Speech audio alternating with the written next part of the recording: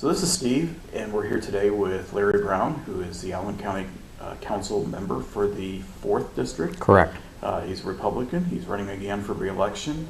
Wanted to sit down with him and talk about his campaign and what he's done the last 4 years. Larry, appreciate your time. Thank you. Appreciate the opportunity. Sure. Maybe for those who don't know you, if you'd like to just give a introduction, tell us a little bit about yourself. Sure. I'm co-owner of Advanced Mechanical Services. Been self-employed for over 40 years. Father, grandfather, husband. I guess that's pretty much me. I've been Allen County Councilman for this will complete my 6th year. Prior to that, I served in Wells County. I lived in Wells County prior to moving to Allen County. And I served on Wells County Council for 5 years. And prior to that, I served on Ossian Town Council for about 7 years. So on the fiscal side, I've been involved representing the taxpayers for a number of years. I was born and raised in Graybill, graduated from Leo High School. So my roots are in Allen County. I was living out of the county in Wells County for about 15 years. Moved back to Allen County in January 2007 and took over the vacated position of 4th District County Council in January 2009. Okay. So why are you continuing to run? Why do you like county council? I enjoy representing the taxpayers. I enjoy bringing my knowledge of being a contractor, my experience as a contractor, in representing the taxpayers. And I don't come with an agenda, never had an agenda, still don't have an agenda. My only purpose is to try my best to make sure that the taxpayers get the best value for their tax dollars. So that's what I'm all about. Sure. What do you think are the top 3 issues that are facing county council right now? Well, a single county executive is probably the one that's being talked about the most. I don't think that county council has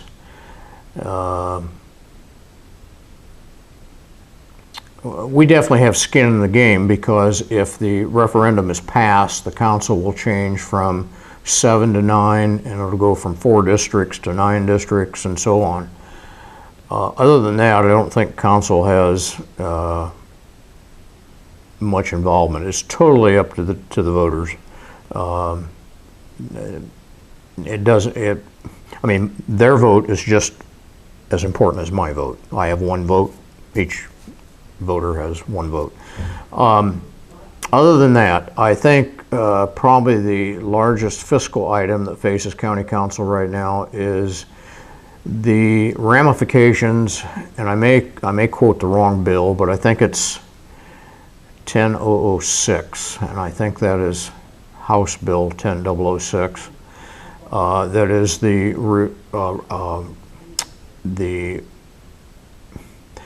remodeling, if you will, of the criminal code in regard to felonies. We're starting to see in the paper where felonies are rated 1 through 6. If you read the newspaper that reports any reports on criminal trials, you'll see that the results are they're not felony A, B, C, and D like they used to be. They're now 1 through 6.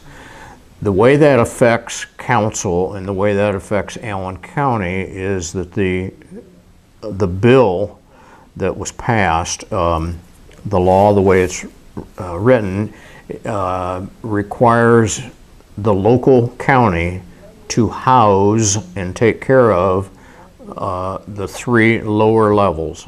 I think that's 1 through 3. I think the higher the number, the worse offense. I think that's right. I may have that backwards. But anyway, the county is expected to take care of the first 3 levels of of felonies. A study was done a few months ago, and at that point in time, it could have meant an additional 590, I think, 550, 590 prisoners, or I should say not prisoners, but persons involved in the system. That could have been home detention, that could have been a work release, or it could have been total confinement. We currently have a jail that's full. In fact, it's more than full on a daily basis. And what I mean by that is the beds are all taken most of the time, but there could be as many as 100 people that are in transition, meaning they're either going through the process, the paperwork of being released, or the reverse, in the process of being checked in, so to speak. So you could have, at any one point in time, you could have maybe as many as 100 plus the 700 or more that are there on a full-time basis. So our jail is full. We do have, I believe they're called pods. We have 2 areas in the current jail, in the current structure, that are not being used. They are unfinished, and estimates are anywhere from $1 to $6 million to finish the construction so that it's ready for prisoners of those 2 areas. The bigger expense is staff. I can't tell you how many staff it would take, but it's quite a few staff it would take to man that 24/7, 365. So that is a huge expense. Taxpayers most likely will be looking at not only the cost to finish the construction, but also added staff to take care of those prisoners on a day-to-day basis. Most people don't realize that work release and home detention and those types of alternative sentencing programs do save tax dollars. It costs, I can't quote you the exact figure, but it costs a lot more money to house a person inside the jail than it does to send them home with an ankle bracelet or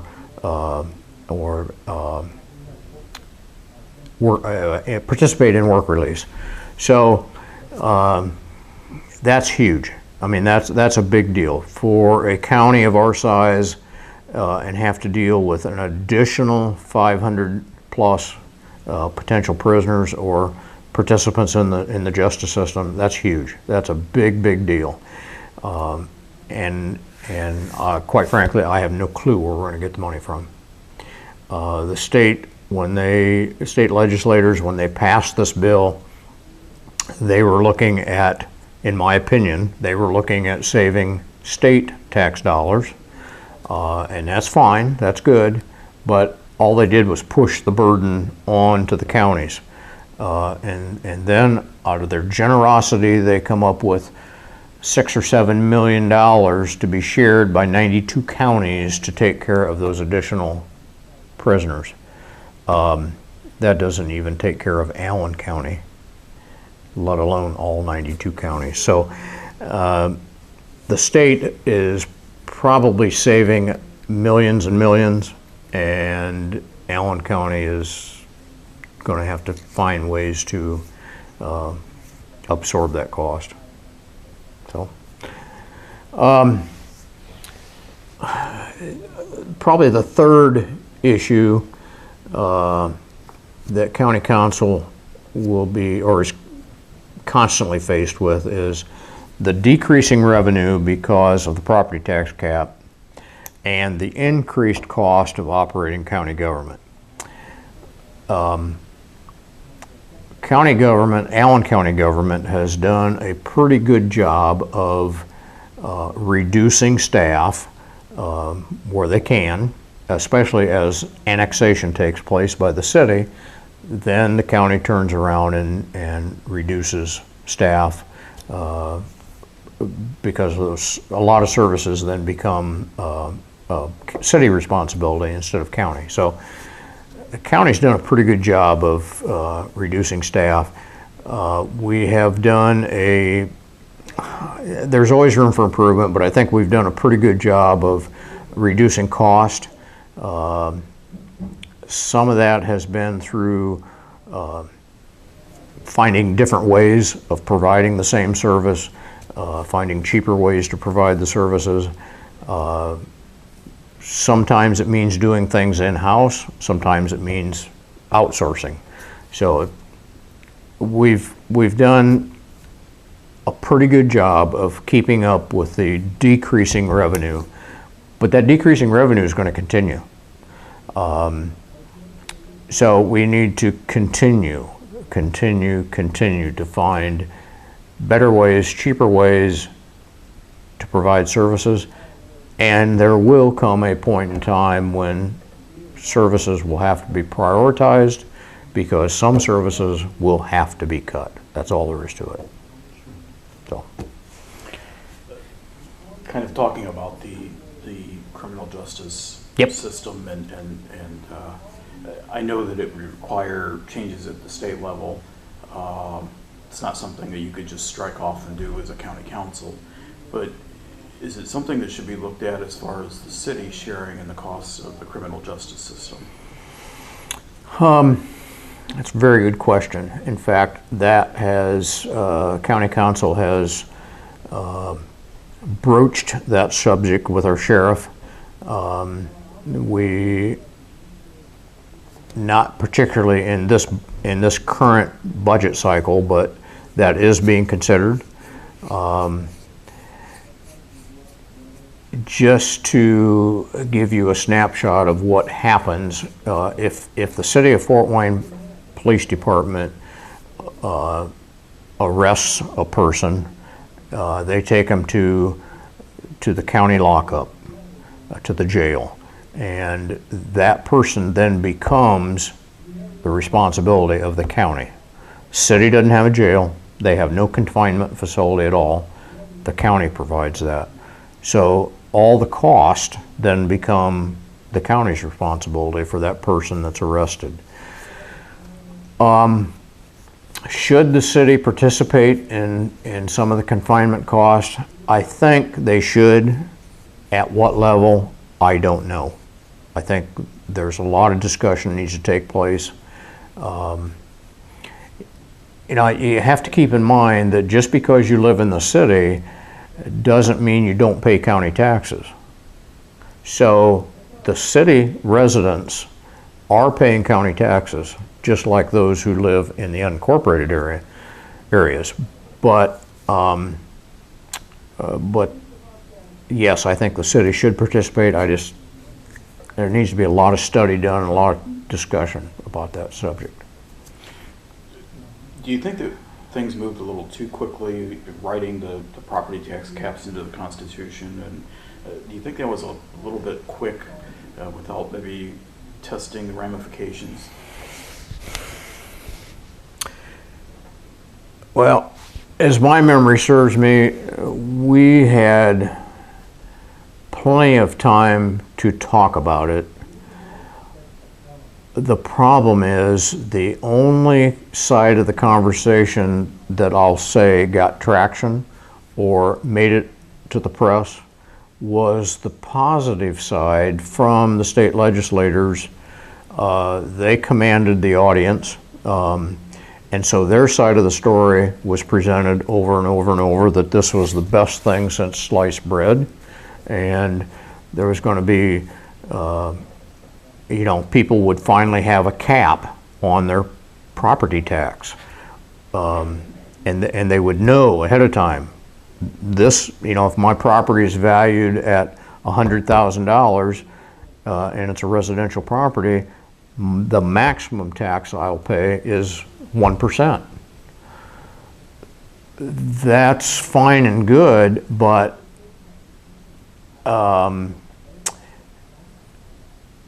I don't think it was presented correctly in that the only governmental entities that suffered or are continuing to suffer because of the property tax cap is the local. School, county, city, trustees, everybody at the local level is suffering because of the property tax cap. I don't think that side of the story was properly presented. My good buddy Roy Buskirk tried his darndest to get that message out and just didn't seem to get the traction. Roy had it figured out, and he had a very good presentation put together. And his presentation showed point blank exactly what's happening, and that is the local entities would be the ones suffering financially, not the state. Obviously, county council's responsibility is fiduciary, financial side of the budgets, and that's pretty much what they're limited to. So they can't maybe do a lot directly in terms of economic development or spurring or. Correct. But what do you think government's role should be in economic development and driving that? That's a very good question. It's not a 10-second answer. In today's economic development world, we have learned some things we've learned the hard way, but I guess where we're at this point in time is that when site selectors are touring the Midwest looking for a place for company XYZ to land and provide employment for whatever number of employees, they want the least resistance possible. They want it to happen as fast as possible. So if you have a property that might be a great spot for company XYZ, but it's not zoned correctly, or any number of things that involve development process, that creates delays and friction, if you will, for those entities that might want to locate on that piece of property. However, if in Allen County's example, if Allen County or the city of Fort Wayne, either one, has a shovel-ready site, meaning that there's already zoning in place, there is already water and sewer. It may not be on the site, but it's already planned of how it's going to get there, and the cost is known and the time frame is known. Storm containment or stormwater runoff has already been engineered. It may not be totally in place yet for control of stormwater, but the engineering is done and it's all planned out, and basically the cost is known. You start taking care of all of those things, which creates a shovel-ready site, then you get the attention of a site selector because they know they're going to have almost zero resistance. They buy the property. They can almost start construction as soon as their plans are approved by the state.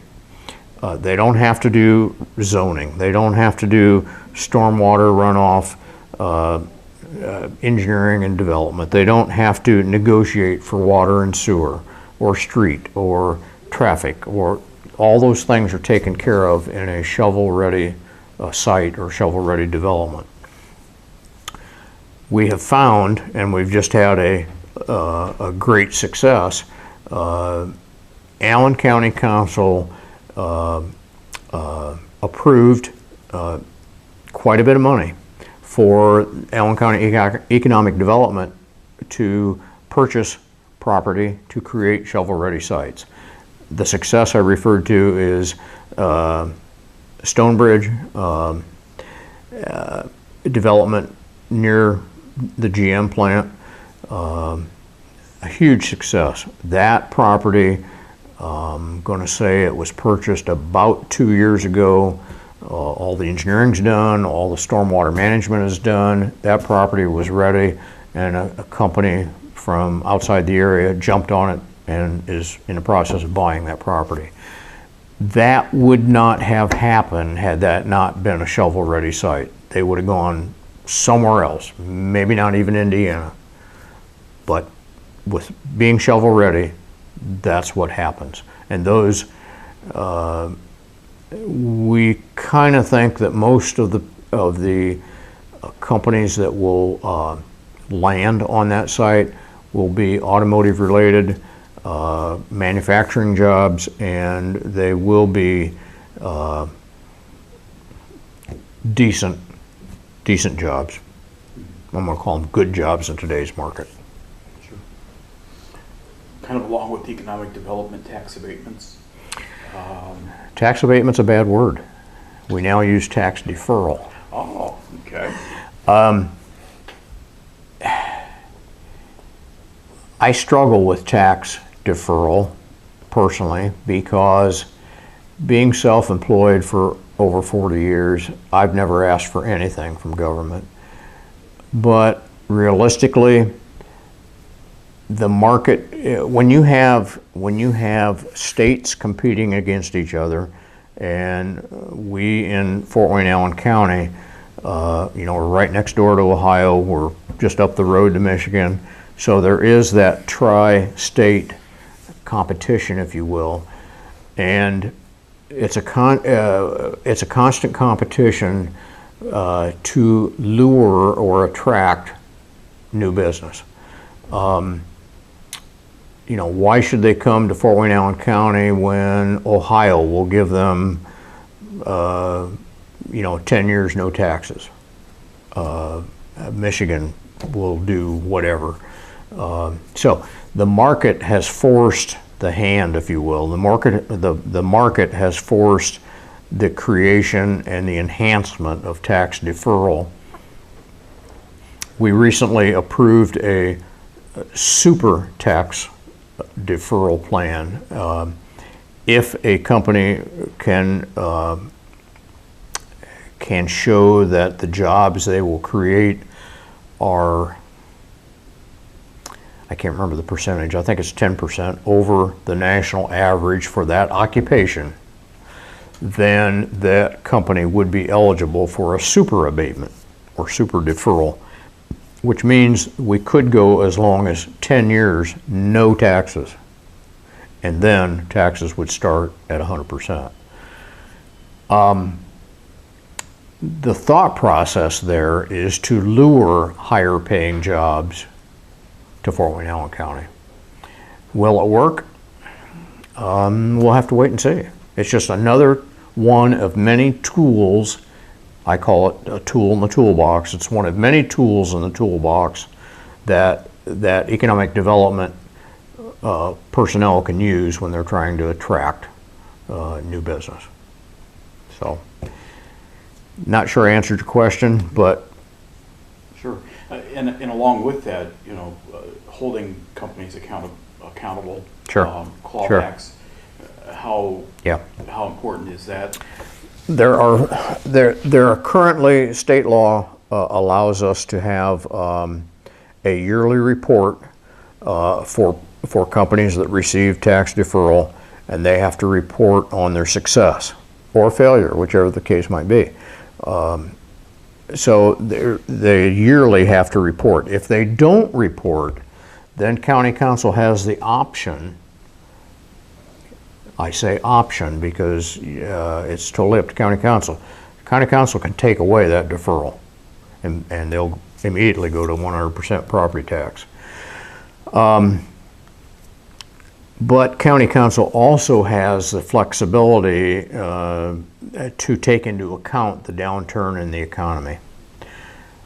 We have been fairly flexible and understanding, knowing that the economy over the last 5 or 6 years has been in the tank, and some of these companies, it was not their choosing.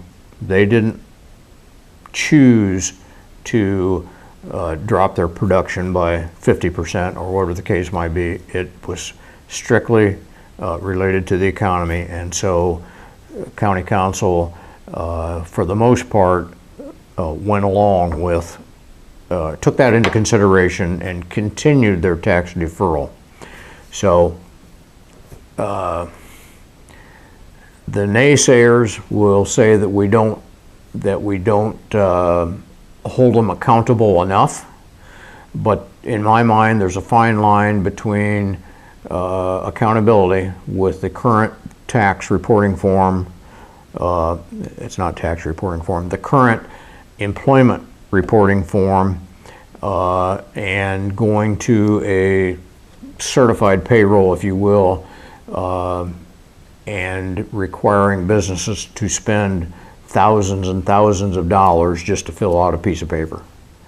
I think County Council is pretty comfortable with the current reporting system. It may have to change. The market may drive it to the point where we have to make some changes down the road. But for right now, I think we're pretty comfortable with what we have. Kind of along with the tax deferrals, land banking, you talked a little bit about Stonebridge. Mm-hmm. And do you think that the land banking is a good idea? Should County Council look at maybe continuing that or developing other properties? There are 2 other properties currently in the development stage. Stonebridge obviously is the first of the 3 to be sold, or I guess the fruit harvested from the effort. The intent is that okay, let me back up a little bit. The financial intent of the arrangement is that the county is not trying to make any money or profit from the process. However, we're trying to recoup all cost. So, not only the cost of the property, but the cost of any development, whether that be road and street, water and sewer, any dirt work that's done for storm detention, storm control, storm water control, any of those things adds to the cost of the property. Stonebridge was sold at a dollar amount that will recoup all cost. That's a huge success for the taxpayers.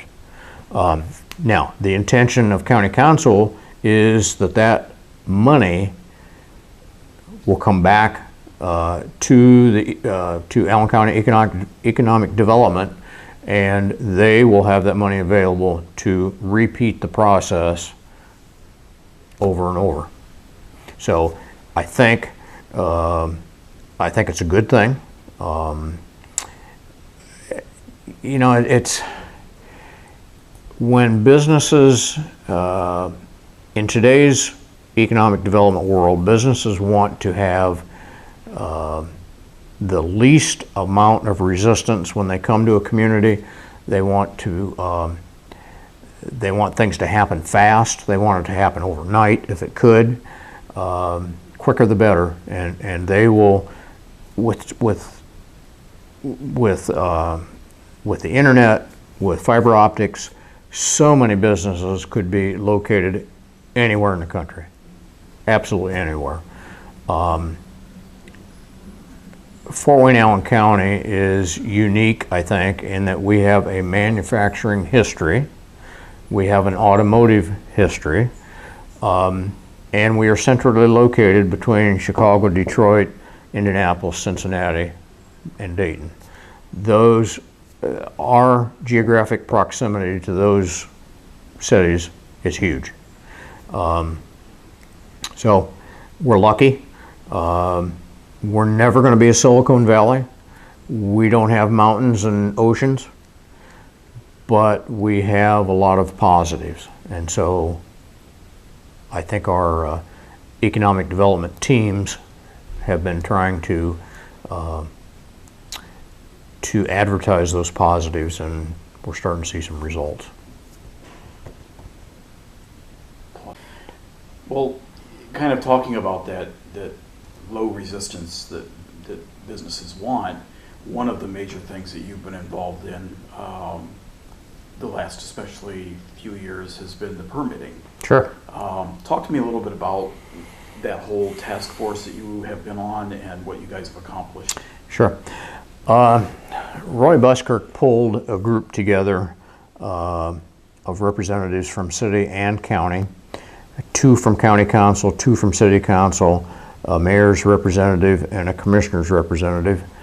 And the purpose was to investigate and trying to improve upon some of the negatives we were hearing about the economic development process within Allen County.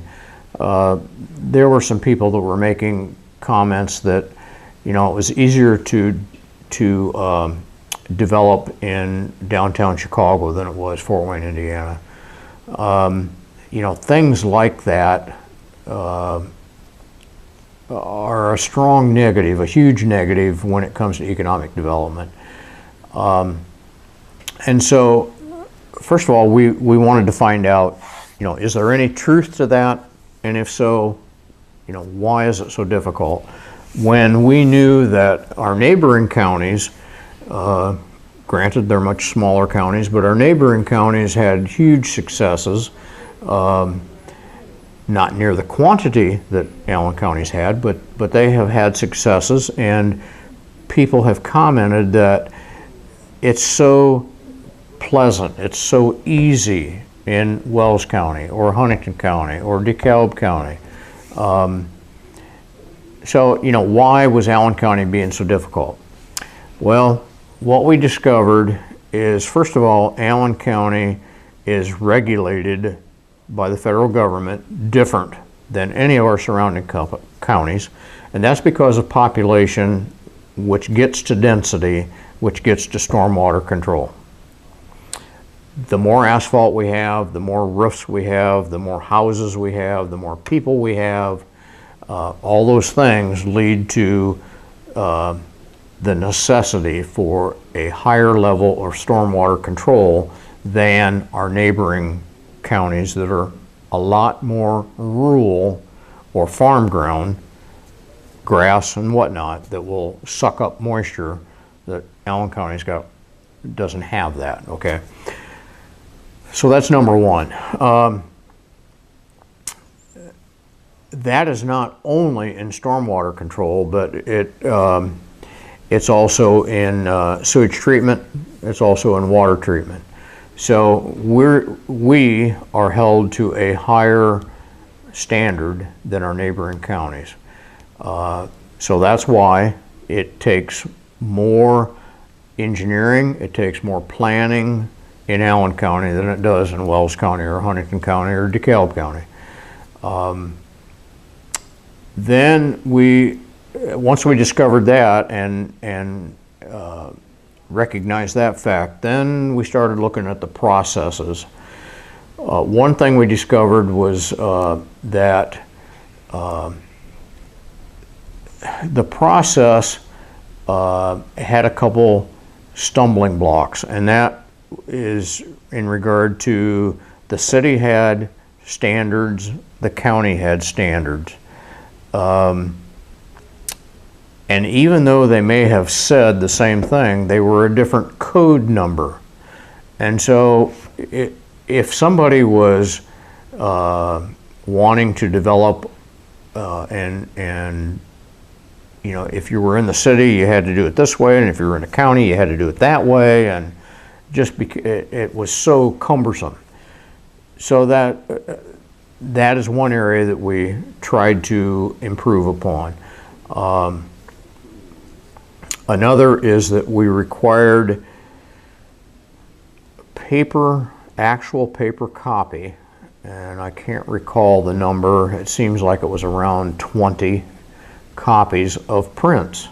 Well, if you had let's say a Meijer store or a GM plant, or you know, a large project, in other words, that is going to have a lot of prints, a lot of construction plans, and our approving agencies need to have 20 copies of that,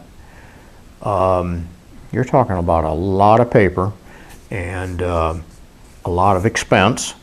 And if there are changes made along the way, then you got to have 20 copies of everything. So the answer presented itself pretty easy in today's world of electronics: electronic submission of plans. So a lot of many little things have been improved upon to speed up the process, to align the standards, to align the zoning ordinances, to align the different codes. Building department has, the Allen County Building Department, has gone to a online permitting process where not only can I as a contractor, I can obtain my permit, I can request my inspection, I can monitor the process of my inspections online. I don't have to go to the building department. I don't have to call them. It's so much faster. It is so much easier. So a lot of little things have changed. A lot of little things have improved that have culminated to a much quicker process. I'm starting to get comments from my contractor buddies that say there is improvement. We still have a ways to go. There'll always be improvement needed, but the point is we're making strides to improve the process.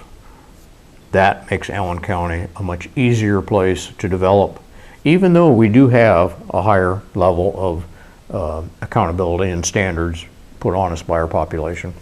Sure. Okay. Well, let's switch gears a little bit.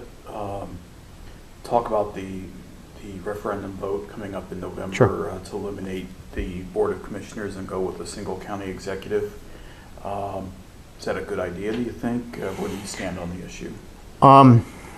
My position on it is I think it is a good idea, and my reason is that in my job as a contractor, if I have, and believe me, I've done a heck of a lot of churches in my experience. A church is a prime example of a committee of several on a building committee. Try to get that committee to make a decision quickly. Try to get them to give direction quickly. Now take that to the county commissioner, the Board of County Commissioners. You got 3 commissioners, all equal. The current commissioners do a pretty good job of separating their responsibility, whether it be highway or buildings or their involvement with different departments. They do a pretty good job of separating it out, but still, this probably isn't fair to call it a 3-headed monster, but if you have 3 equals, and if they don't absolutely all agree, then who do you listen to if you're a subordinate to them? They're all equal. That does not work in the private sector at all. I think a single county executive in today's world of electronic communication, quick answers, and that type of thing, it's the right way to go. Back in 1864 or whenever the Constitution was created, Indiana Constitution was created, and we had a board of 3 commissioners. We also had 19, I think it is, township trustees, and a township could not be any larger than 6 miles square. Well, that's because they traveled by horse and buggy. 6 miles was a pretty good jaunt when you're on a horse. Take that to the next level of 3 county commissioners in Allen County, which is, I can't even tell our how many miles square we are, but We're the second largest county in the state. It would have been impossible for a county commissioner to represent all the people when they were traveling by horse. But 3 commissioners seemed to be the way to go back then. And 3 commissioners in some counties works great. They're part-time positions. I spent a lot of time in Wells County. What I saw in Wells County was a 3 commissioner system that worked pretty good. At one time they were all farmers. Nothing against farmers in any way, shape, or form, but they had a little more time on their hands at certain times of the year, and they communicated well and worked as a team. Bring that to Allen County, where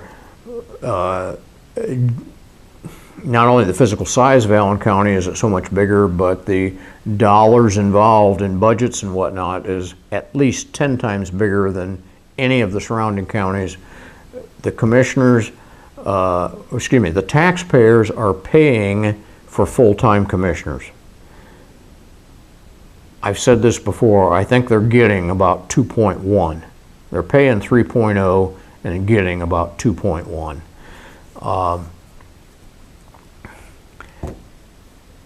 I've seen it in my 6 years on council. I just think it would be so much better to have a single county executive than what we have today. The naysayers will say that a single county executive can show favoritism. Well, I think you have that possibility in any form of government, whether it's a township trustee or a county commissioner or a county council person. It goes back to the credibility of the person. Now, another thing,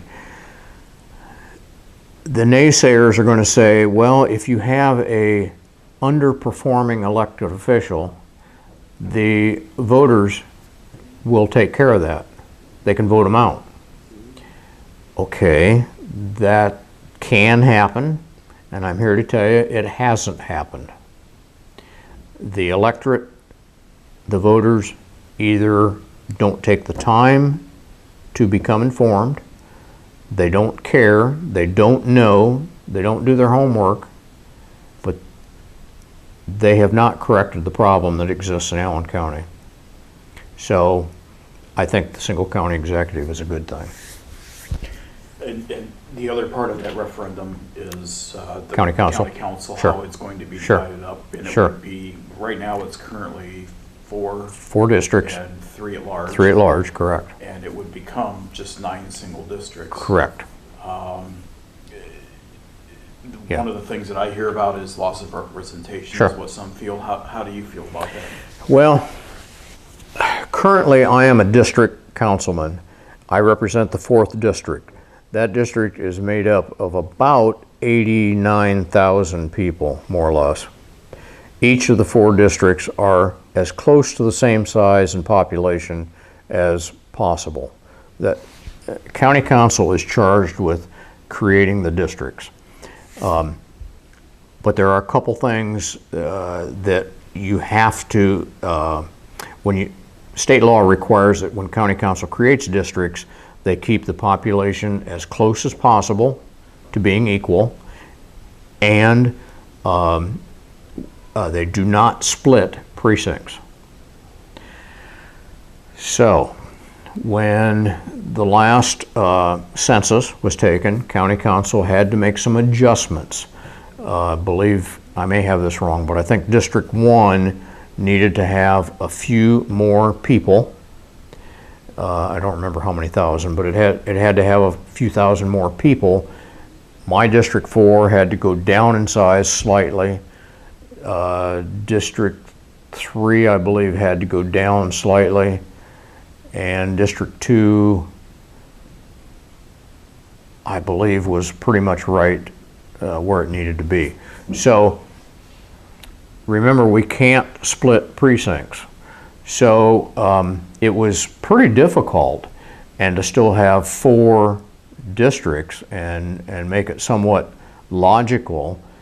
So in the I'm going to say in the downtown area, or the center of the 4 districts where they meet, some precincts were shuffled into District 1 to get that population more even to the other 3 districts. That's how that was done. Under this 9 council referendum, nothing in state law says that there has to be a certain shape. They don't have to be pie-shaped, they don't have to be square, they don't have to be rectangular, they don't even have to follow roads. They don't even have to make sense. They don't even have to make sense, that is correct. And so the naysayers are saying, well, we don't know what the districts are going to be. Well, it doesn't matter what the districts are going to be because they have to be equal, as close as possible in population, and you cannot split a precinct. So, county council would, if this referendum passes, county council would again be the one who would create the districts. I can tell you that New Haven would not be a single district. New Haven's not big enough. I can tell you that Aboit Township would not be a single district. It's too big. Wayne Township would not be a single district. It's too big. So some of those concerns about areas that may have a special interest, that isn't going to happen.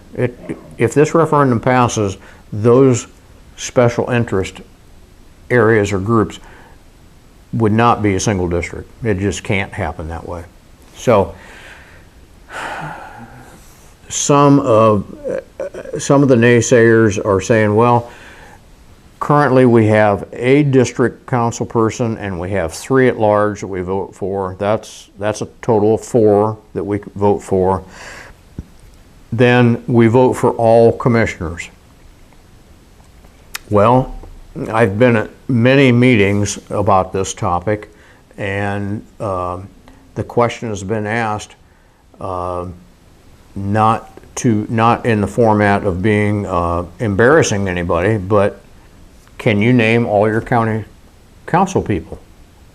You know, you live over here at street so-and-so, and okay, Larry Brown is your district councilman. Who are your at-large councilmen? Well, I don't know. A lot of people don't have a clue who their elected officials are.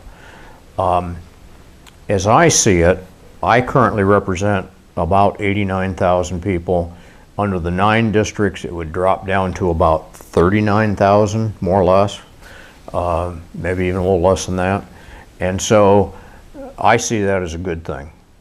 I think it'll be better representation rather than less representation. And along with that referendum, county council would now assume the legislative. Sure. Talk to me, you know, I guess, how would that change the dynamic of the county council? Is a current council person, Sure. How do you feel about that? Sure. Again, I think it's a good thing, and my reasoning is that currently the legislative responsibility falls upon the 3 commissioners. If the referendum passes, that legislative responsibility would fall upon the responsibility of the 9-person council. So 3 commissioners, 9 council, more is better, in my opinion, better representation of the people. And so I think 9 persons, 9 council people, creating legislation or deciding on legislation is better than 3. 9's better than 3. I think it will require council to meet much more frequent. Currently, we're required by law to meet once a month. Actually, we meet a lot more often than that. And so I think we will have to start meeting if the referendum passes, it would be at least every other week, and it could become weekly. I'm not sure about that, but it could become weekly. And we could do like city council does, you know, meet the same day every week, and maybe the third week you take off, third and fifth, if you're not needed, you know, to meet every week. I don't know, but for sure, county council with the legislative responsibility would have to meet more frequent than they do now. Larry, we've appreciated your time and had a blast talking with you. Learned a few things today, so Cool. we wish you well in November and appreciate your time. Thank you very much. Appreciate the opportunity.